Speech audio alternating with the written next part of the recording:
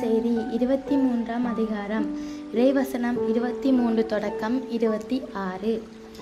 இயேசு கூறியது, வெளிவேடக்கார மறைநூல் அறிஞரே, பரிசேயரே, ஐயோ உங்களுக்கு கேடு! நீங்கள் புதினா, சோம்பு, சீரகம் ஆகியவற்றில் 10ல் ஒரு பங்கை படைக்கிறீர்கள். ஆனால் திருச்சட்டத்தின் முக்கிய போதனைகளாகிய நீதி, இரக்கம், நம்பிக்கை ஆகியவற்றை கடைப்பிடிக்காமல் விட்டு விடுகின்றீர்கள். இவற்றை கண்டிப்பாய் கடைப்பிடிக்க வேண்டும். அவற்றையும் விட்டுவிடக்கூடாது. குருட்டு வழிகாட்டிகளே, நீங்கள் பருகும் போது கொசுவை வடிகட்டி அகற்றுகிறீர்கள், ஆனால் ஒட்டகத்தையோ விழுங்கி விடுகிறீர்கள்.